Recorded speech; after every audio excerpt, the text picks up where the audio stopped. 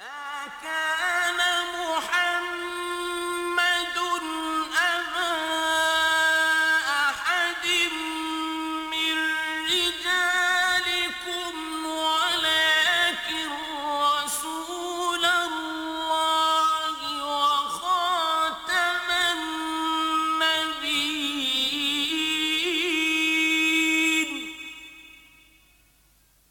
وكان الله بكل شيء عليما. الحمد لله وكفى والصلاة والسلام على عباده الذين اصطفى خصوصا على أفضلهم وخاتم النبيين محمد الأمين وعلى آله وصحبه أجمعين. أما بعد فقد قال الله تبارك وتعالى كما ورد في سورة البقرة: أعوذ بالله من الشيطان الرجيم بسم الله الرحمن الرحيم ألف لام ميم ذلك الكتاب لا ريب فيه هدى للمتقين. وقال عز وجل كما ورد في نفس السورة: فإما يأتينكم مني هدى فمن تبع هداي فلا خوف عليهم ولا هم يحزنون. وقال عز وجل كما ورد في نفس السورة: شهر رمضان الذي أنزل فيه القرآن هدى للناس وبينات من الهدى والفرقان فمن شهد منكم الشهر فليصم. وقال عز وجل كما ورد 3 مرات في القرآن: هو الذي أرسل رسوله بالهدى والدين الحق ليظهره على الدين كله. صدق الله العظيم. رب اشرح لي صدري ويسر لي أمري واحلل عقدة من لساني يفقهوا قولي. اللهم ربنا ألهمنا رشدنا وأعذنا من شرور أنفسنا. اللهم أرنا الحق حقا وارزقنا اتباعه وأرنا الباطل باطلا وارزقنا اجتنابه. آمین یا رب العالمین۔ محترم ناظرین، السلام علیکم ورحمۃ اللہ وبرکاتہ۔ میں اپنی پہلی گفتگو میں ختم نبوت کے 2 مفہوم آپ کے سامنے رکھ چکا ہوں۔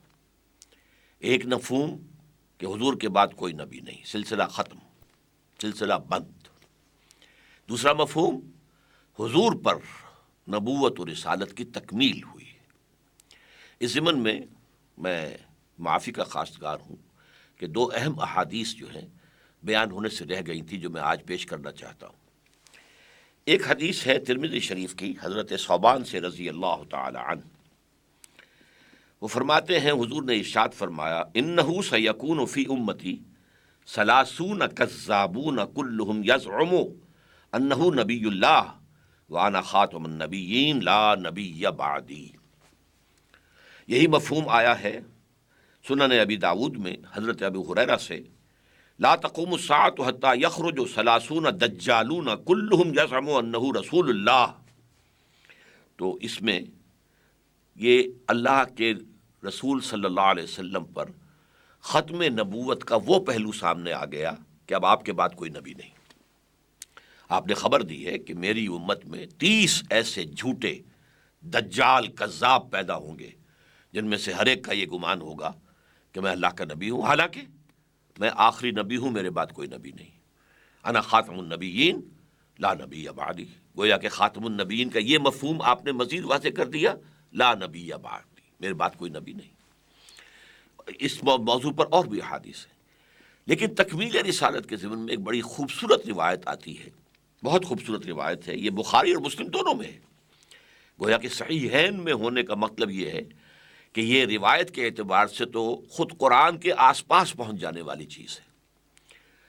آپ نے فرمایا، حضرت ابو ہریرہ ارشاد فرماتے ہیں: قال قال رسول اللہ صلی اللہ علیہ وسلم مثلی و مثل الانبیاء، میری مثال اور باقی انبیاء کی مثال کا مثل قصر، ایک ایسے محل کی ہے، احسن بنیانہ، اس کی تعمیر بہت عمدہ کی گئی، بہت اعلیٰ، وَتُرِكَ مِنْهُ مَوْضِعَ لَبْنَةٍ، لیکن اس میں ایک اینٹ یا ایک پتھر کی جگہ چھوڑ دی گئی۔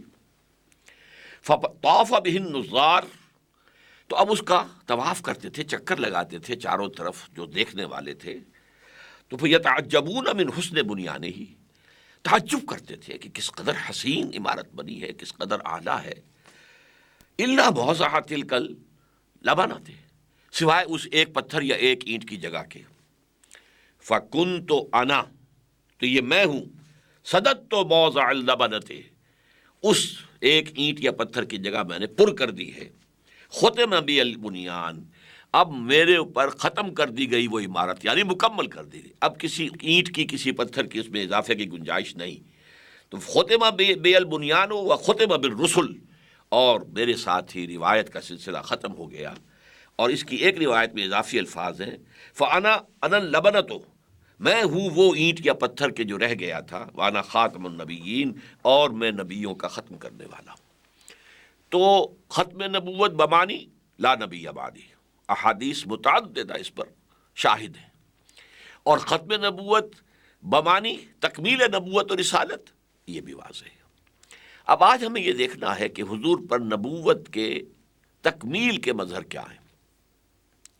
اس میں یہ جان لیجئے کہ نبوت کا اصل مقصد کیا ہے، لوگوں تک اللہ کی ہدایت کا پیغام پہنچا دینا۔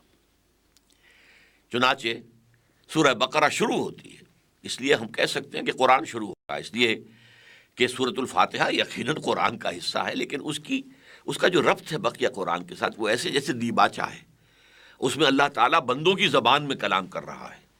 الحمدللہ رب العالمین الرحمن الرحیم مالک یوم الدین ایاک نعبد و ایاک نستعین، یہ تو ہم بات کر رہے ہیں، اسی لیے ہماری نماز کا جزو لازم ہے۔ اور پھر ہم کہتے ہیں اہدنا الصراط المستقیم، ہمیں سیدھے راہ کی ہدایت دے۔ تو اس کا جواب شروع ہو رہا ہے اب، الف لام میم ذالک الکتاب لا ریب فیہ ھدی للمتقین۔ الف لام میم، یہ وہ کتاب ہے کہ جس کے بارے میں نہ اس کے حق ہونے میں شک و شبہ ہے، نہ اس کی کسی بات میں کسی شک و شبے کی گنجائش ہے، اور یہ ہدایت ہے ان لوگوں کے لیے جو ہدایت کے طلبگار ہوں، جو خدا ترس ہوں، ڈرتے ہوں، اور وہ طلبگار ہوں کہ اللہ ان کو ہدایت دے، جیسے کہ سورہ فاتحہ میں ہم نے طلب کیا اہدنا الصراط المستقیم۔ پھر آگے چل کر اسی سورہ مبارکہ میں چوتھے رکوع میں انسانی علم کی دو شاخوں کو بیان کیا گیا۔ ایک علم جو انسان ایکوائر کرے گا، وہ خود حاصل کرے گا، یہ علم جو ہے اس کے لیے ایپریٹس جو ہے انسان میں رکھ دیا گیا۔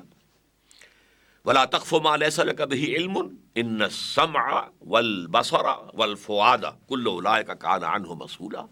دیکھو ہم نے تمہیں سماعت دی ہے، بصارت دی ہے، اور پھر دماغ میں یہ کمپیوٹر نصب کر دیا ہے، یہ سینس ڈیٹا اس میں فیڈ کرو، یہ پھر اس کو پروسیس کرے گا، نتیجے نکالے گا، اور میموری کے اندر سٹور کر لے گا۔ پھر اور دیکھو، اور غور کرو، اور سنو، پیچھے لوگوں نے جو کچھ بیان کیا تھا اس کو سنو، اور اب مزید غور کرو، مزید سوچو، مزید دیکھو، مشاہدے کو بڑھاؤ، پھر اپنے مشاہدات سے نتیجہ اخذ کرے گا تمہارا دماغ، پچھلی میموری کے ساتھ اس کو جو ہے وہ کمپیئر کرے گا، ریلیٹ کرے گا، اور پھر ایک نیا اضافہ ہو جائے گا۔ یہ علم کا میکینزم علم آدم الاسماء کلھا، در حقیقت یہ الفاظ اس علم کی طرف اشارہ کر رہے ہیں۔ چنانچہ جو ہمارا ایکوائرڈ نالج ہے، جسے ہم سائنٹیفک نالج کہیں گے، مادی علم، وہ اسی سمع اور بصر اور دماغ، اس کی ایکسرسائز سے حاصل ہوا ہے۔ یہ رفتہ رفتہ رفتہ رفتہ بڑھا ہے، step by step, step by step, step by step, یہاں تک کہ پچھلے کوئی 150 سال کے اندر اس کا ایکسپلوژن ہوا ہے، ایکسپلوژن آف نالج، علم کا دھماکہ ہوا ہے۔ اب اتنا علم ہے کہ کسی انسان کے لیے ممکن ہی نہیں کہ وہ احاطہ کر سکے، ممکن ہی نہیں۔ یہاں تک کہ اس علم کی بنیاد پر جو ٹیکنالوجی وجود میں آئی ہے، ٹیکنالوجی، اس کے بارے میں علامہ اقبال کا یہ شعر بالکل صحیح ہے کہ عروج آدم خاکی سے انجم سہمے جاتے ہیں، کہ یہ ٹوٹا ہوا تارا مہ کامل نہ بن جائے۔ یہ ایک علم ہے۔ دوسرا علم اسی سورہ بقرہ کے چوتھے رکوع کے آخر میں آیا، جب آدم کو کہا اتر جاؤ اب جنت سے اور جا کے زمین کا چارج لو جہاں کی خلافت کے لیے تمہیں پیدا کیا گیا۔ تو اس وقت جو چارٹر دیا گیا، اما یاتینکم منی ھدی، جب جب میرے طرف سے تمہارے پاس کوئی ہدایت آئے، فمن تبع ھدایا فلا خوف علیہم ولا ھم یحزنون، تو جو بھی اس ہدایت کی پیروی کریں گے ان پر نہ خوف ہوگا نہ حزن۔ والذین کفروا وکذبوا بآیاتنا، اور جو ہماری آیات کو جھٹلائیں گے اور ان کا انکار کریں گے تو وہ جہنمی ہوں گے اور جہنم میں رہیں گے۔ فاولئک اصحاب النار هم فیہا خالدون۔ اچھا، سورہ بقرہ کے شروع میں ھدی للمتقین کہا گیا تھا، اور وہ صحیح ہے، ہدایت سے استفادہ وہی کر سکتا ہے کہ جس کے دل میں طلب ہدایت ہو.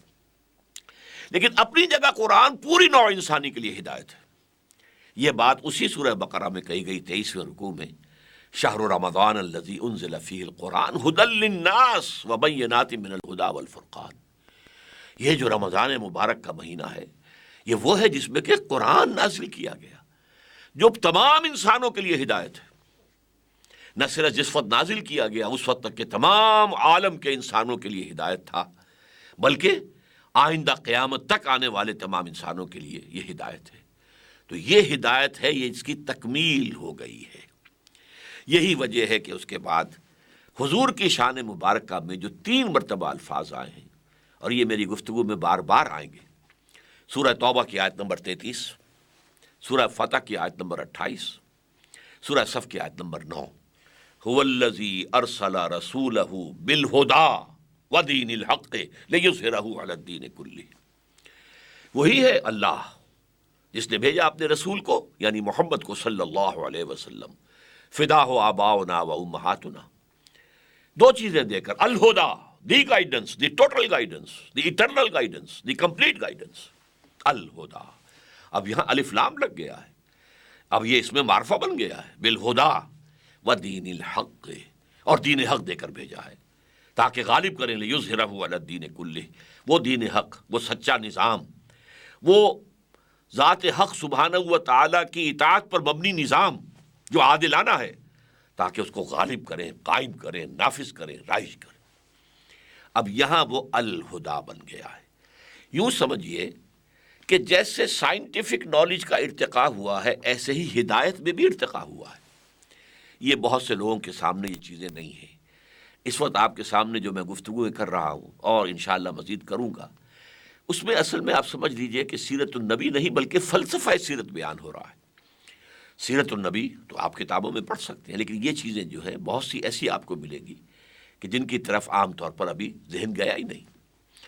دیکھیے، ہدایت میں ارتقاء ہوا ہے اس اعتبار سے نہیں کہ اللہ کے علم میں ارتقاء ہوا، معاذ اللہ ثم معاذ اللہ ثم معاذ اللہ. کا علم تو ازل سے کامل ہے، ہمیشہ سے کامل تھا، لیکن جسے ہدایت دی جا رہی ہے اس کا ایک بچپنے کا دور تھا، ذہنی اعتبار سے ابھی وہ لڑکپن میں تھا، بچپن میں تھا. اس کے بعد وہ کچھ اور آگے بڑھا ہے، اس کا ذہن کا کچھ دائرہ وسیع ہوا ہے، پھر وہ اور آگے بڑھا ہے، اس کی سوچ ذرا اور آگے ہوئی ہے. جب انسان میچور ہو گیا ذہناً، اور وہ اس قابل ہو گیا کہ جو اس کائنات کے حقائق ہیں، چھپے ہوئے حقائق، کونی حقائق، ان کا پورا ادراک کر سکے، تب آخری ہدایت دی گئی. یہ بالکل ایسے ہی ہے جیسے آپ کا کوئی بچہ پرائمری میں پڑھتا ہے، آپ چاہے ٹیوٹر اس کو پی ایچ ڈی رکھ دیں، وہ پی ایچ ڈی اپنے علم کا وہ فائدہ اس بچے کو تو نہیں پہنچا سکتا. وہ پڑھائے گا تو وہی الف باتا سے شروع کر کے جو پرائمری کے بچے کے اندر جو استعداد ہے، ابھی دماغ اس کا وہی ہے، اس سے زیادہ تو نہیں پڑھا سکتا. پھر ہائی اسکول میں جاتے ہیں تو پھر اور دماغ کھلتا ہے، سطح اور اوپر آتی ہے.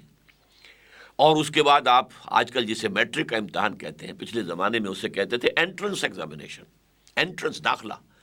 علم کی دنیا میں داخلہ تو تب ہوتا ہے جب آپ کالج میں آتے ہیں اور پھر یونیورسٹی میں جاتے ہیں.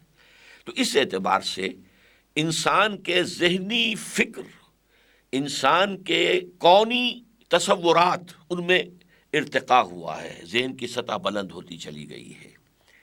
یہ لیکن ان کونی جو حقائق ہیں ان کا علم انسان کو پہلے دن سے ہونا ضروری تھا، کیونکہ اگر اسے یہ معلوم نہیں کہ میرا کوئی مالک ہے اور خالق ہے تو وہ کیسے اس کی اطاعت اور بندگی کرے گا؟ اگر اسے یہ معلوم نہیں کہ مرنے کے بعد اسے حاضر بھی ہونا ہے تو وہ کیسے جواب دہی کے لیے اپنے آپ کو تیار کرے گا؟ تو گویا کہ ایمان کا اجمالی علم تو اول روز سے ضروری تھا، لیکن ایمان کا فلسفیانہ پس منظر، ایمان کے لیے دلائل، ایمان کے لیے براہین، یہ ابتدا میں ابھی جب کہ عہد طفولیت میں انسان تھا وہ نہیں سمجھ سکتا تھا. لہذا ہدایت آئی، پھر آئی، پھر آئی، پھر آئی، پھر آئی. جیسے جیسے فلسفیانہ فکر انسان کا میچور ہوتا گیا، اسی کے ساتھ اسی کے مطابق ہدایت کا لیول بڑھا دیا گیا.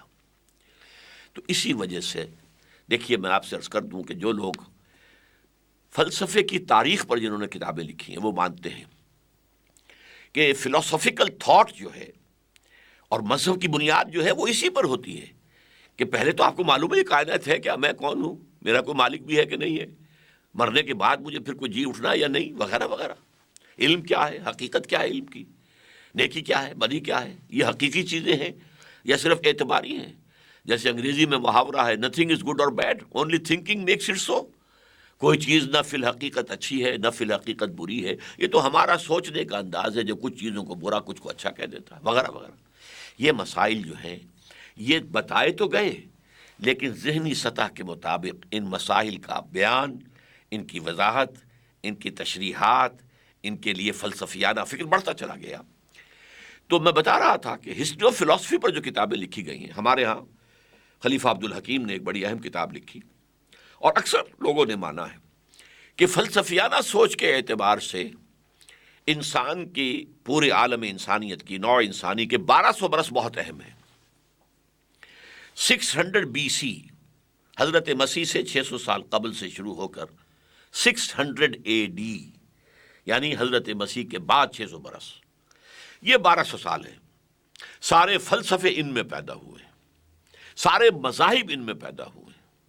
اس اعتبار سے اسے کہا جاتا ہے 6th century AD یعنی 600 عیسوی جو ہے انسان کی ذہنی میچورٹی کا وقت ہے. اب دیکھیے یہ اس سے پہلے جو کتابیں آئیں وہ ہدایات پر مشتمل تھی.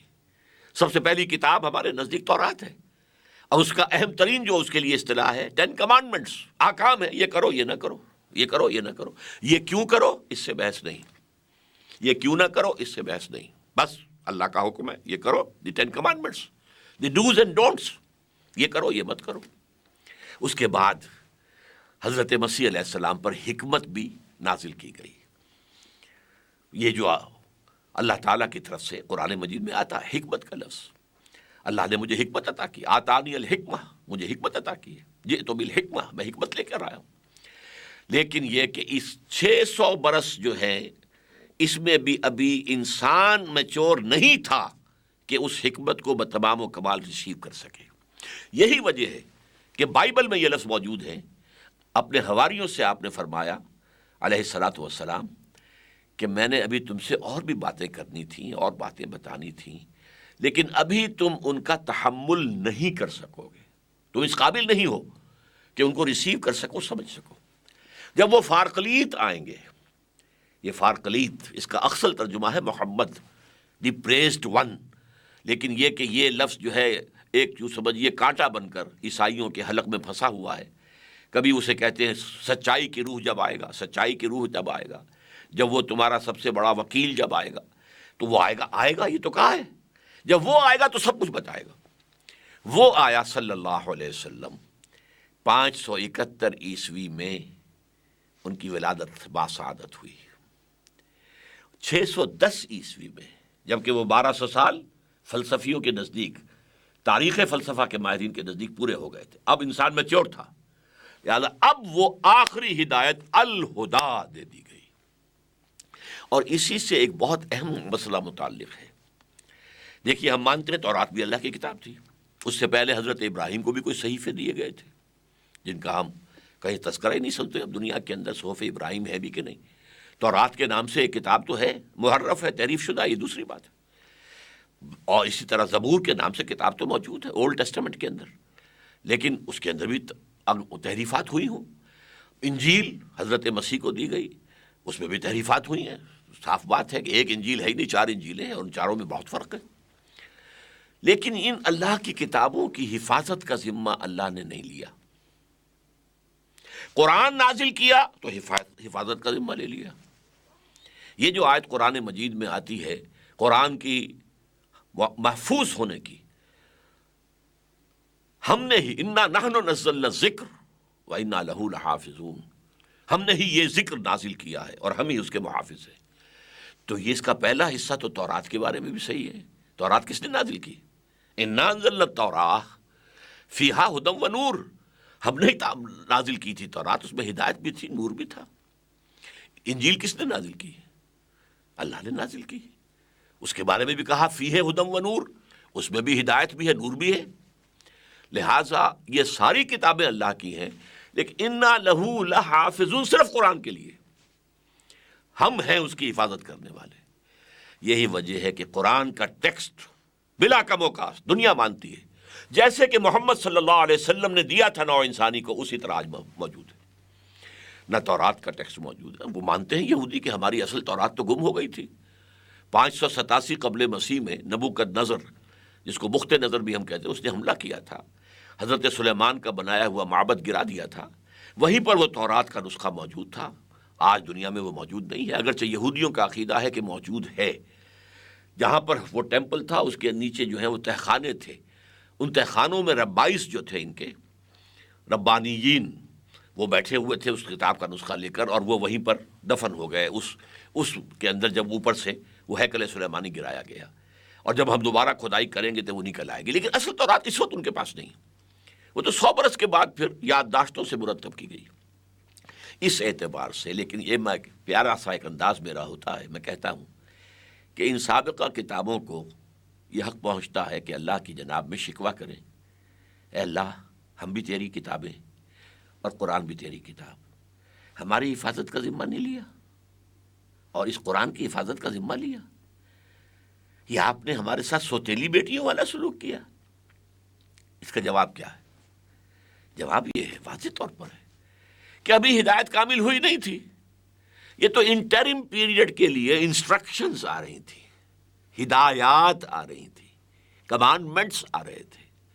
ابھی الہدا آنی تھی جو ان سب کو کور کر جائے گی، مہیمن ہوگی، جس میں تمام سابقہ کتابوں کی جو ابدی صداقتیں ہیں وہ موجود ہوں گی۔ تو ظاہر بات ہے کہ ہمیں کوئی کتابوں کا عجائب گھر نہیں سجانا تھا، وہ جو انٹرم پیریڈ کے لیے تھی وہ ختم ہو گئی، جو ہمیشہ کے لیے ہے وہ قائم ہے۔ اور اس میں یہ بات جان لیجئے، واقعتاً اگر ان کتابوں کی حفاظت بھی اللہ کرتا، ذمہ لے لیتا، تو کوئی تحریف نہیں ہو سکتی تھی، اور اگر قرآن کی حفاظت کا ذمہ اللہ نہ لیتا، ہم تحریف کر کے چھوڑتے۔ حضور نے فرمایا لَتَتَّبِعُنَّ سُنَنَ مَنْ كَانَ قَبْلَكُمْ، تم لازماً ان لوگوں کی پیروی کرو گے جو تم سے پہلے تھے، یہود اور نصارہ۔ لیکن یہ کہ اس میں اللہ کی حفاظت کا ذمہ تھا، تو 1400 برس تک وہ پیور ٹیکسٹ ہمارے پاس موجود ہے۔ یہ اللہ تعالیٰ کا بہت بڑا فضل ہے۔ اور اسی پر میں نے ایک جدید جھوٹے کاذب اور دجال نبی کے ایک پیروکار سے جب گفتگو کی تو وہ بہت ہکا بکا رہ گیا۔ میں نے اس سے کہا تم مانتے ہو کہ قرآن میں ہدایت کامل ہو گئی؟ بولے ہاں ہم مانتے ہیں۔ اور میں نے کہا تم مانتے ہو کہ قرآن محفوظ ہے؟ کہ ہاں ہم مانتے ہیں۔ اگر قرآن میں ہدایت کامل ہو گئی اور وہ محفوظ بھی ہے تو مزید ہدایت کی کیا ضرورت ہے؟ یہ بتاؤ مجھے، عقلی طور پر، منطقی طور پر۔ جب کامل ہو گئی اور محفوظ کرنے کا ذمہ لے لیا اللہ نے، تو وہ کھڑکی جو ہے، وہ لینے والا، وہ اینٹینا جو تھا نبوت والا، وہ بند۔ اب کوئی وہی نہیں آئے گی، وہی کا دروازہ بند۔ تو وہ فبہت الذی کفر، آدمی کوئی شریف النفس تھا، اس لیے اس نے خامخواہ جو ہے وہ الجھنے کی کوشش نہیں کی، چپ ہو گیا، خاموش ہو گیا۔ یہ دلیل ہے سب سے بڑی ختم نبوت کی۔ جیسا کہ میں نے اپنی پچھلی گفتگو میں عرض کیا تھا کہ ہم بس یہ، چونکہ اس میں جو معاملہ جو ہے ختم کا لفظ آیا ہے، تو ما کان محمد نبا احد من رجالکم ولکن رسول اللہ و خاتم النبیین۔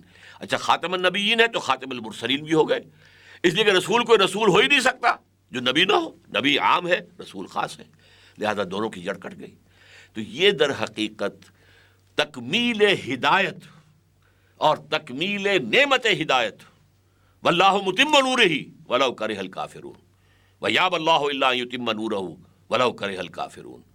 اللہ تعالیٰ اپنے نور کا اتمام فرما کر رہے گا، چاہے کافروں کو کتنا ناپسند ہو۔ اور کافروں سے مراد یہاں بالفعل جو ہیں، اگر آپ قرآن کے سیاق و سباق کو دیکھیں تو یہودی ہیں۔ اسی طرح ویابی اللہ الا ان یتم نورہ ولو کرہ الکافرون، یہ سورہ توبہ میں فرمایا اللہ کو ہرگز منظور نہیں مگر یہ کہ اپنے نور کا اتمام فرمائے، چاہے کفار کتنا ہی ناپسند کرے۔ تو یہ ہے تکمیل نبوت کا مظہر اول، یعنی اتمام نعمت ہدایت، تکمیل ہدایت محمد الرسول اللہ صلی اللہ علیہ وسلم پر بشکل قرآن۔ اللہ تعالی ہمیں قرآن پر حقیقی یقین عطا فرمائے، اور جیسے ہم دعائیں مانگتے ہیں اللہم ارحمنا بالقرآن العظیم واجعلہ لنا اماما و نورا و ہدی و رحمہ، اے اللہ اسے ہمارا امام بنا دے، نور بنا دے، ہدایت بنا دے، ہمارا امام بنا دے۔ لیکن یہ ظاہر بات ہے کہ ہم خود اختیار کریں گے تب وہ ہمارا امام بنے گا نا۔ اللہ مجھے اور آپ کو اس کی توفیق عطا فرمائے۔ وآخر دعوانا ان الحمد للہ رب العالمین۔